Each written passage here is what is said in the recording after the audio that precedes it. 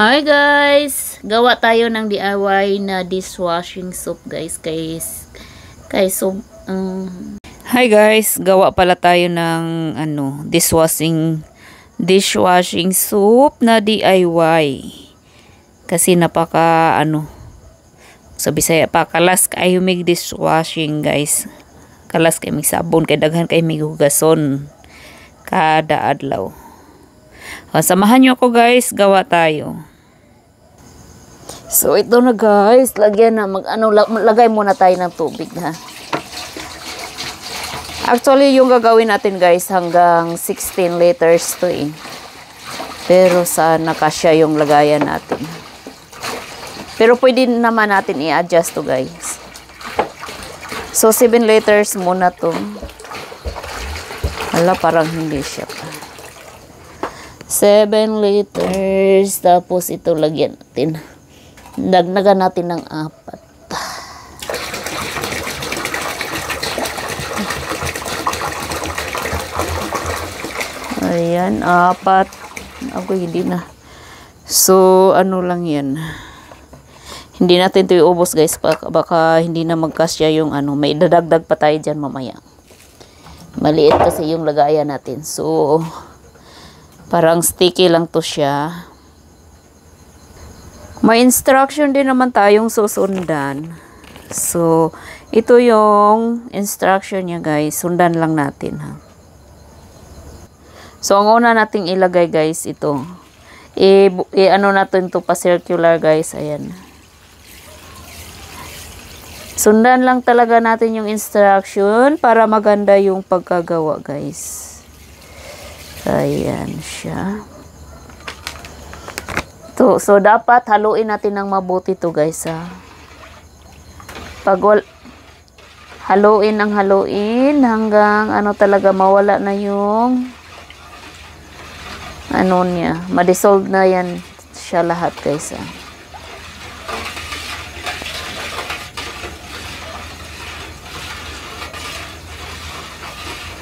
Nakakangalay lang to guys. Kaso kailangan natin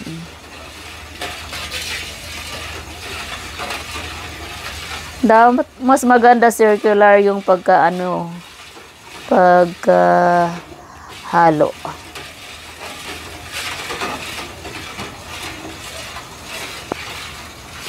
Haluin hanggang mangalay. So, ayan guys, nakita nyo, wala na siyang sino-shortcut na lang natin ha. Pinutol ko yung video. Ayan, wala na yung namumuong guys, yung meron dyan pa konti-konti na lang. So, pwede na natin idagdag yung isang isunod na natin yung isa. So, isunod natin to guys ha. Ayan. Pero, ayan, pa-circular pa rin guys. Maganda siya pag pa-circular pa rin yung pagkalagay natin, ha. Ito, mahirap-hirap din to siya lusawin, guys. Kaya, pero kailangan nating lusawin talaga, guys, ha.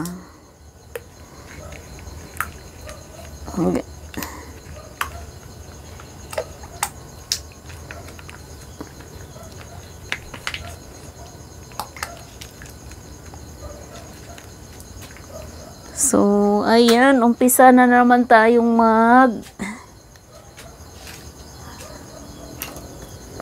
haluin na naman natin ng mabuti to guys ha. Hanggang mawala ito siya guys. Medyo matagal-tagal to siya malusaw. Tiyaga-tiyaga lang para kung gusto mo yung medyo maganda yung result ng trabaho natin. So, tiyaga-tiyaga lang. Ayan.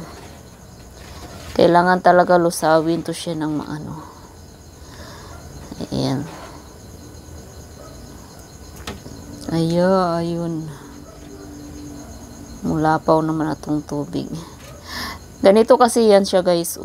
Parang jelly. So, dapat nalusaw talaga siya bago natin ihalo yung iba ha.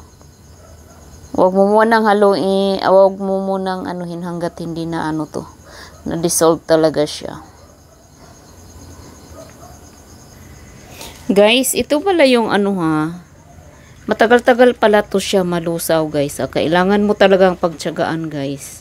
Pakunti-kunti malusaw din yan siya. Ayan. Para kasi itong jelly eh.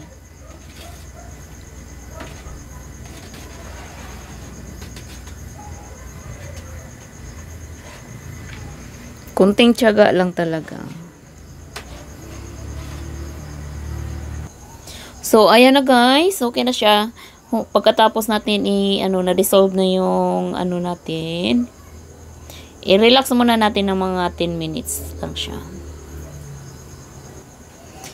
Ito na pala yung pangatlo nating ingredients guys. I-shake natin ng maigi to. Saka natin ibuhos.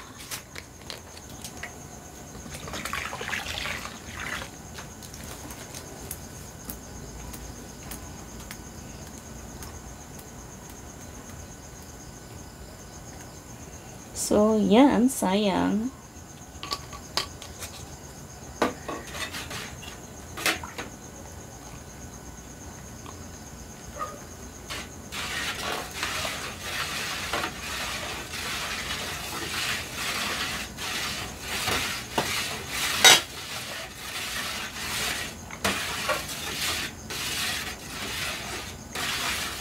So, ito na yung natin. Ayan siya. Ngayon, ilagay na natin yung last natin na pang-apat na ingredients natin. Ito pang last. Ayan, ito siya ha. So, ilagay na natin to guys.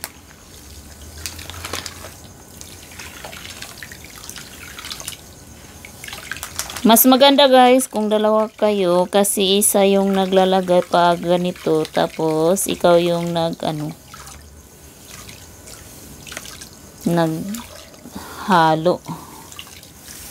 Ayan, ito mahirap kasi siya pag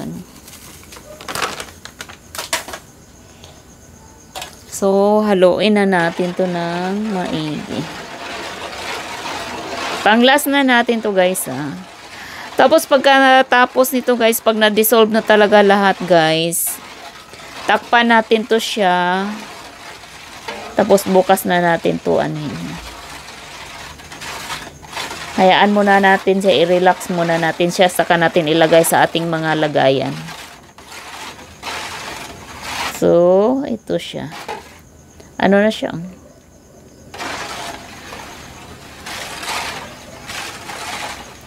So, bukas, pwede na natin to gamitin guys. Kahit ngayon naman, pwede na to. Pero bukas kasi na to, yung maganda na talaga yung, wala ka nang makita na ganito. Ayan. So, titingnan natin yung finished product natin bukas. So, ayan na yung resulta ng ating dishwashing soap na DIY guys ha. Ayan siya. Wala na siyang bubbles. Tapos, ready na siya para sa ilagay sa ating mga lagayan. Hanggang abot to hanggang 16 liters guys. Pero, in-adjust ko lang kasi hindi magkasya dyan sa paghahaluan natin ng mga ingredients ha. So, ngayon, yan, ilagay na natin. Pwede nyo rin tong pagkakitaan guys. Mura lang tong isang set nito. Mura lang. Tapos, pwede nyo ilagay sa mga maliliit na bottle guys. Tapos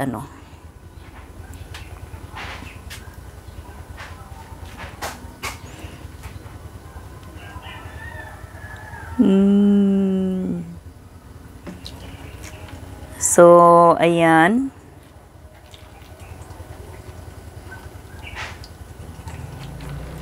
Ilagay nyo sa maliit na bottle tapos ibinta nyo guys, i-retail nyo. Para makabawi kayo. Libre na yung gamit nyo sa bahay tapos kikita pa kayo. Ang dali lang nito guys, yung pagmi-mix lang ng yung isang ingredients medyo matagal-tagal kasi siya malusaw. Yung tatlong ingredients nito madali lang malusaw.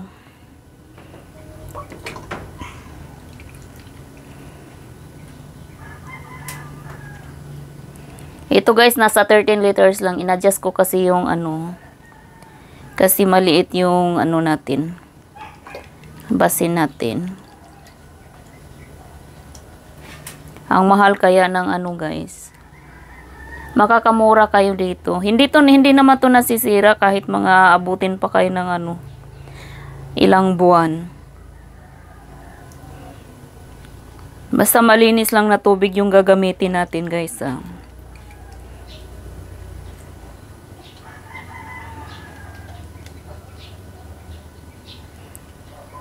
So, ayan na.